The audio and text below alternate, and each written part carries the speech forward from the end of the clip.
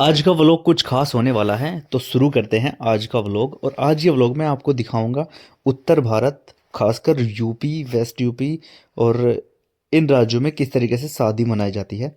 तो मैं west UP जिला शामली से रहने वाला हूं और शादी का ये व्लॉग शुरू होता है जिसमें आपको कंप्लीट जानकारी दी जाएगी।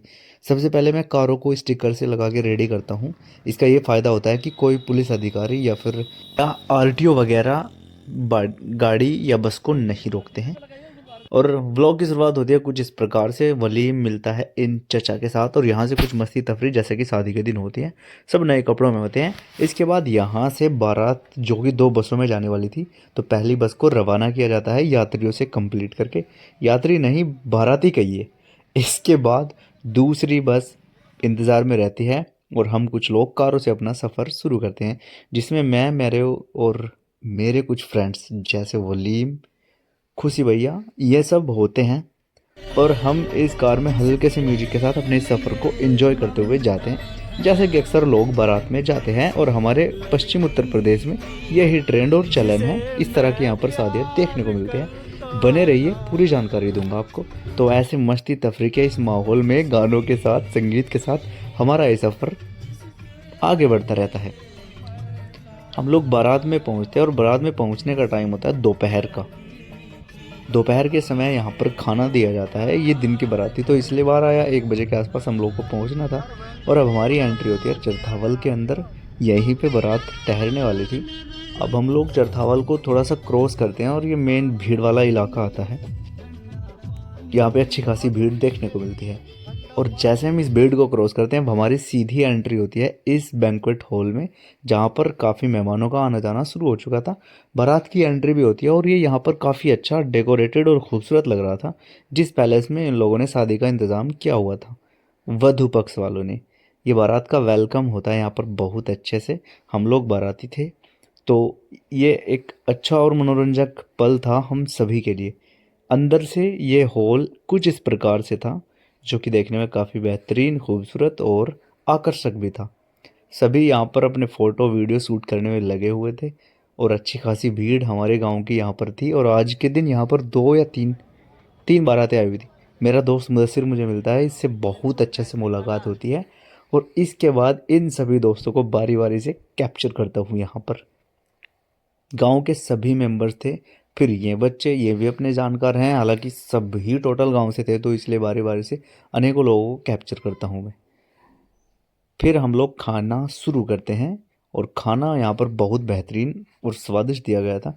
ये देखिए, मिठाइयों की एक पूरी टेबल दूर तक थी। अच्छे खासे व्यंजन यहाँ पर थे। फिर मैं मिलता हूँ दूल्हे साहब से। ये हमारे प्रिय मित्रों में से एक राव यूनुस, इन्हीं की शादी थी। स्पेशली इनकी तरफ से मुझे इनवाइट किया गया था इस बारात में। फिर मैं भाई से मिलता हूँ, इसकी फीलिंग्स पूछता हूँ तो ये काफ़ी खुश होता है। ओवरऑल डेकोरेशन काफ़ी अच्छी थी और यूनुस इस ड्रेस में काफ़ी अच्छा लग रहा था। इस शादी के दिन यहाँ पर 3 दूल्हों की शादी एक साथ की गई थी और तीनों बहनों से इनकी शादी हुई थी, जिसमें यूनुस मेरा दोस्त और ये दो भाई, एक इस साइड और एक इस साइड। इन सभी को मैं बारी बारी से कैप्चर करता हूँ। इनके साथ गांव के और इनके कुछ दोस्त वो सब होते हैं, जिनको मैं बहुत अच्छे से कैप्चर करता हूँ अपनी वीडियो में। ये फ़ोटो सेरेमनी होने के बाद यहाँ पर फिर खाने की बारी शुरू होती है। अब दूल्हों के लिए स्पेशल से स्टेज लगाई जाती है, जहाँ पर ये सभी बारी बारी से अपना खाना शुरू करते हैं, जिसमें चुनिंदा लोग होते हैं। पहले एक टेबल पे यूनुस, दूसरी टेबल पे दोनों भाइयों को बिठा के खाना खिलवाया जाता है।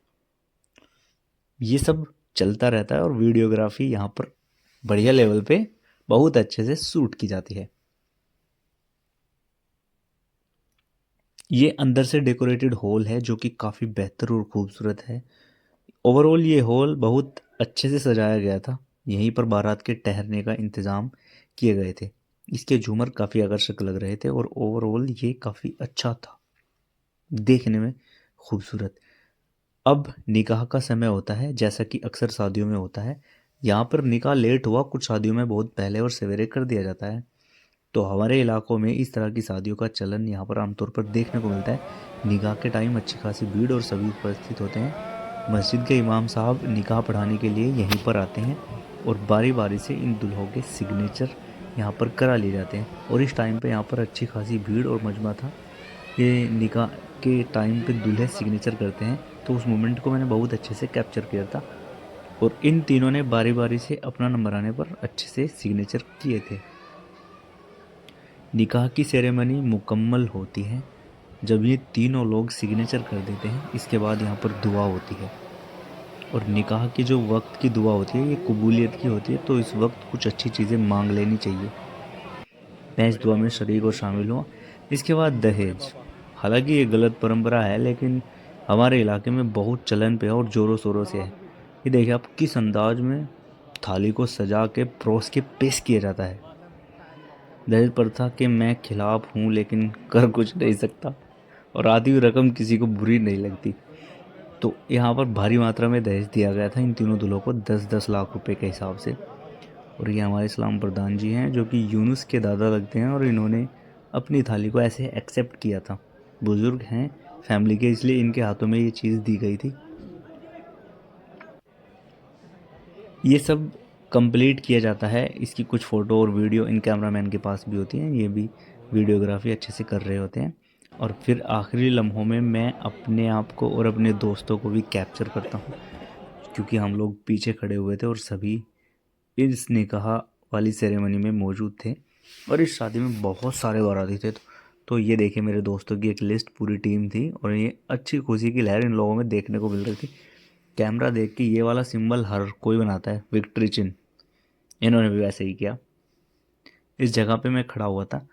और अब ये एक अलग सेरेमनी भी चलती है यहाँ पर। निकाह के तुरंत बाद यहाँ पर कुछ गोल्ड जैसे कि घड़ी या फिर अंगूठी ये पहनाई जाती है, और यही चीज़ यहाँ पर देखने को मिलती है। ये तीनों दूल्हों को बारी बारी से पहनाई जाती है।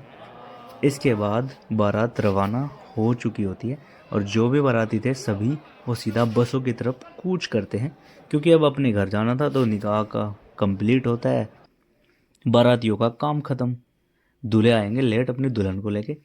मैं और वलीम हम भी चल देते हैं। बारात की जितनी भी गाड़ियाँ थी, कारें और बसें, अब यहाँ से रवाना चलने के लिए तैयार थी। बच्चे मेरा वेलकम करते हैं, और बस की इस भीड़ में मज़ा आने वाला था। और इन लोगों ने वो बवाल काटा, इसके बिना बारात अधूरी है। अगर आप बारात में जा रहे हो, पश्चिम उत्तर प्रदेश के खासकर मुस्लिम इलाकों से बारात है, तो ऐसी दबंगई और हुड़दंगबाजी के बिना आपकी बारात अधूरी है। इस मस्ती तफरीह भरे माहौल में खूब मज़ा आ रहा था, और हमने बारी बारी से जितने भी बुजुर्ग व्यक्ति इस बस के अंदर थे सभी को छेड़ा, और खूब छेड़ा।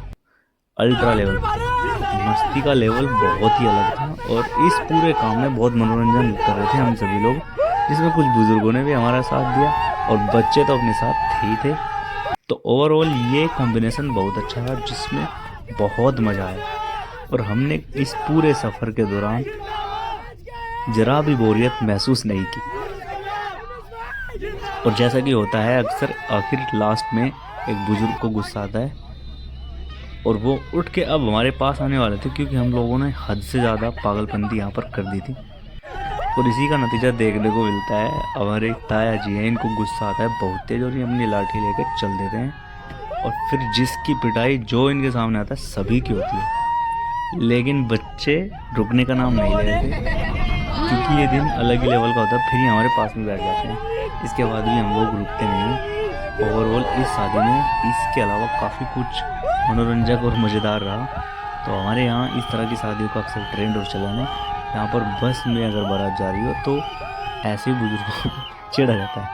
आखिरकार अब हम घर के नज़दीक होते हैं, और बाराती नीचे उतरते हैं। उत्साह अलग लेवल का होता है। शाम के टाइम सही समय पे बारात वापस आ चुकी होती है। तो ऐसे हमारे इलाकों में, पश्चिमी उत्तर प्रदेश में खासकर, इस तरह की शादियाँ सेलिब्रेट की जाती हैं। उम्मीद है आपको ये कंप्लीट व्लॉग पसंद आएगा। घर वापसी के साथ अब हमारा ये शादी वाला व्लॉग यहीं पर समाप्ति की तरफ बढ़ता है। तो पसंद आया हो व्लॉग तो लाइक शेयर सब्सक्राइब ज़रूर करें।